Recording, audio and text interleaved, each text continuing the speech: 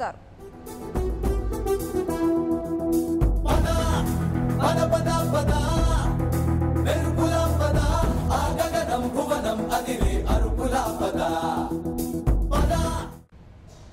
ప్రకాశం జిల్లాలో 4 బహిరంగ సభల్లో పవన్ పాల్గొంటారు. కాసేపట్లో గిద్దలూరులో జరిగే సభలో పాల్గొని ప్రసంగిస్తారు. అనంతరం అక్కడి నుంచి నేరుగా వెళ్లి 11 గంటలకు మార్కాపురంలో నిర్వహించే బహిరంగ సభకు హాజరవుతారు. మధ్యాహ్నం 1 గంటకు దర్శి, 3 గంటలకు ఒంగోలులో నిర్వహించే బహిరంగ సభలో పాల్గొంటారు జనసేనాని.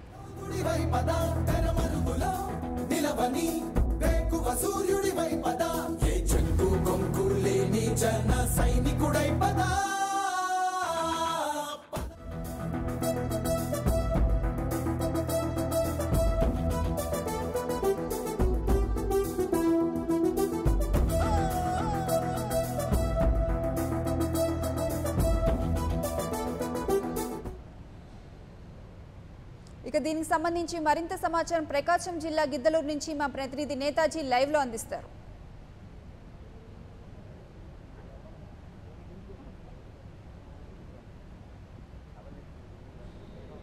జనసేన అధినేత పవన్ కళ్యాణ్ ఎన్నికల ప్రచారంలో దూసుకుపోతున్నారు. ఆయన వరుస బహిరంగ సభలతో ఏపీ రాజకీయాలను హీటెక్కిస్తున్నారని చెప్పాలి. ఆయన ఇప్పటి వరకు 23 బహిరంగ సభల్లో పాల్గొన్నారు. ప్రతి బహిరంగ సభలో కూడా ప్రజలకు తాను ఏం చెప్పదలుచుకున్నదో డైరెక్ట్గా చెప్పే ప్రయత్నం చేస్తున్నారు. అలానే నిన్న కోవూరు, నెల్లూరులో నిర్వహించిన బహిరంగ సభలు ఏవైతే ఉన్నాయో అక్కడ ఆయన కొన్ని కీలక వ్యాఖ్యలు చేశారు. టీడీపీకి సైకిల్కి చైన్ లేదు, అలానే వైసీపీకి సంబంధించిన గుర్తు ఏదైతే ఫ్యాన్ ఉందో ఫ్యాన్కి సంబంధించిన పవర్ లేదు, గాజు గ్లాసు గుర్తుకి తిరుగులేదు అన్నారు. దీన్ని బట్టి ఆయన వ్యాఖ్యల్ని మనం హంగు దిశగా ఏపీ రాజకీయాలు వెళ్తున్నాయన్నట్టుగా అర్థం చేసుకోవాల్సి ఉంటుంది. ఇక ఈరోజు కూడా ఆయన ప్రకాశం జిల్లాలో పర్యటించబోతున్నారు. ముందుగా గిద్దలూరులో భారీ బహిరంగ సభను ఏర్పాటు చేశారు. ఆ తర్వాత మార్కాపురం, అనంతరం అక్కడి నుంచి దర్శి వెళ్తారు. చివరగా ఒంగోలులో భారీ బహిరంగ సభను ఏర్పాటు చేశారు. మొత్తంగా 4 బహిరంగ సభల్లో ఆయన పాల్గొనబోతున్నారు. ఇక పవన్ కళ్యాణ్ మరి కాసేపట్లోనే గిద్దలూరుకి చేరుకోబోతున్నారు. ప్రస్తుతం మనం ఆయన ఎక్కడికైతే చేరుకుంటారో హెలిప్యాడ్కి, ఆ హెలిప్యాడ్ ఏర్పాటు చేసిన ప్రాంతంలో ఉన్నాం. ఇక్కడ మన కెమెరామెన్ డి రాజేష్ విజువల్స్లో చూపిస్తున్నాడు.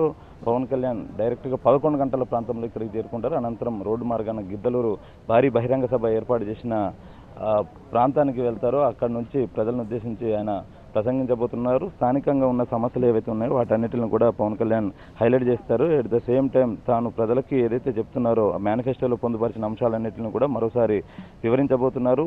పవన్ కళ్యాణ్ ఎక్కడికి వెళ్ళినా కూడా పవన్ కళ్యాణ్ అభిమానులు, జన సైనికులు, వీర మహిళలు భారీ స్వాగతం పవన్ కళ్యాణ్ పలుకుతున్నారు. ఈ రోజు కూడా పవన్ కళ్యాణ్ పైన పూలతో దాడి చేసేందుకు గిద్దలూరు జన సైనికులంతా కూడా సిద్ధంగా ఉన్నారు.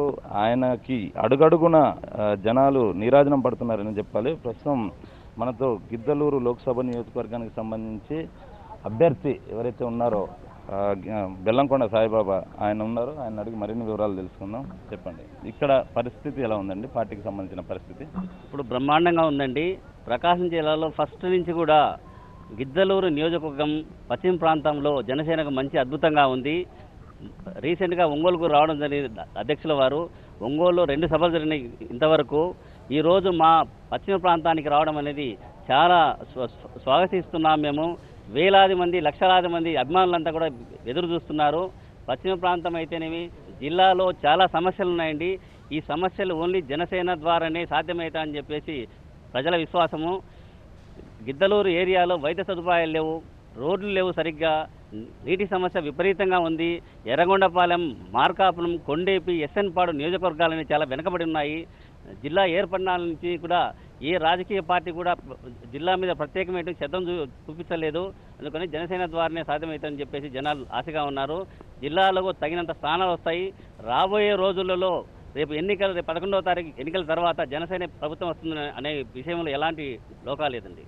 అంటే కళ్యాణ్ గారు నిన్న కొన్ని వ్యాఖ్యలు చేశారు. సైకిల్కి చైన్ లేదు, ఫ్యాన్కి స్విచ్ లేదు, అది గాజు గ్లాస్ గుర్తుకి తిరుగులేదు అంటున్నారు. దీన్ని బట్టి మరి రాజకీయాలు ఎలా ఉండబోతున్నాయి? అంటే రిజల్ట్స్ జనసేన ప్రభుత్వం వస్తుందని పవన్ కళ్యాణ్ గారు ముఖ్యమంత్రి అవుతారండి, ఎలాంటి డౌట్ లేదు దాని మీద. పవన్ కళ్యాణ్ గిద్దలూరు రాక నేపథ్యంలో మీరు ఎలాంటి ఏర్పాట్లు చేశారు? ఇక్కడ స్థానికంగా మొట్టమొదటి నుంచి మంచి అభిమానం ఉందండి. వేలాది మంది ప్రజలు వస్తున్నారు. అన్ని గ్రామాల నుంచి స్వతహా వాళ్ళే వస్తున్నారండి. మొత్తం ఇక్కడ ఎంతమంది ఓటర్లు ఉన్నారు మీ లోక్సభ నియోజకవర్గ పరిధిలో? దాదాపు 14 లక్షల మంది ఓటర్లు ఉన్నారండి. గిద్దలూరులో 2,20,000 మంది ఉన్నారండి ఓటర్లు. పవన్ కళ్యాణ్ ఇప్పటికే ఎక్కడికి వెళ్ళినా కూడా బహిరంగ సభల్లో తన మేనిఫెస్టోలో పొందుపరిచిన అంశాలని వివరిస్తూ వస్తున్నారు. ప్రజల నుంచి ఎలాంటి స్పందన వస్తుంది? మీకు నచ్చిన అంశాలు ఏమున్నాయి మేనిఫెస్టోలో? ప్రధానంగా జనాలు, ముఖ్యంగా రైతాంగానికి మంచి తోడ్పాటు, అలాగే 60 సంవత్సరాలు నిండిన ప్రతి రైతుకు కూడా 5,000 రూపాయల పెన్షన్ ఇస్తానంటే పథకం ప్రమాణంగా ఉందండి. మహిళలు ముఖ్యంగా ప్రతి ఇంటికి గ్యాస్ సిలిండర్ ఉచితం అంటే చిన్న చిన్న కుటుంబాలకు ఆదరగా ఉంటుంది.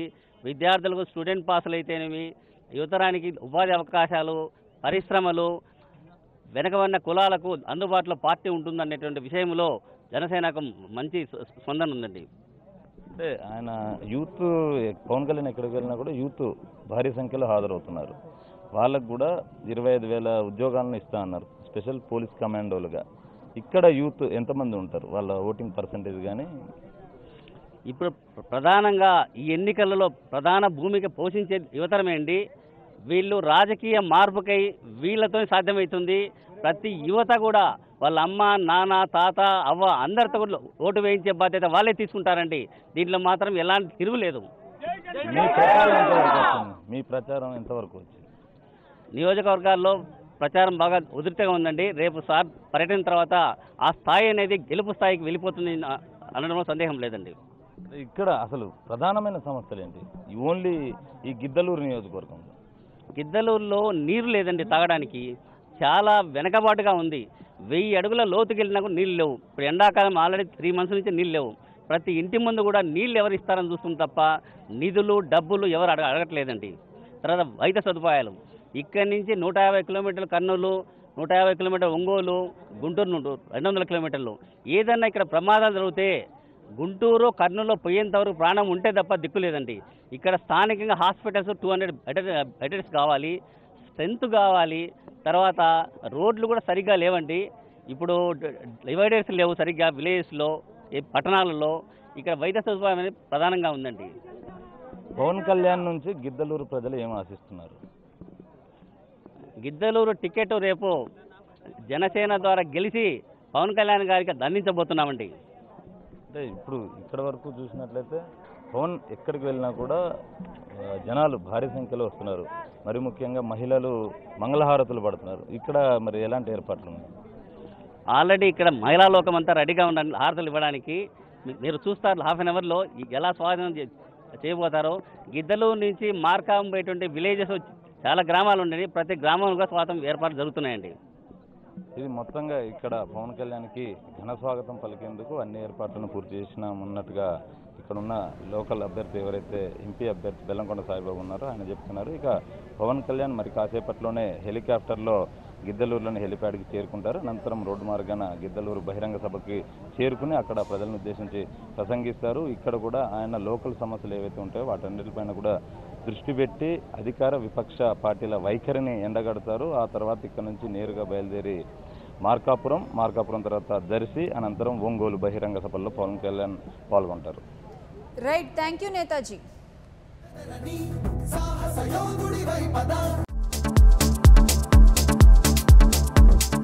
Hello, this is your Nandu. Please do subscribe to New Waves Media.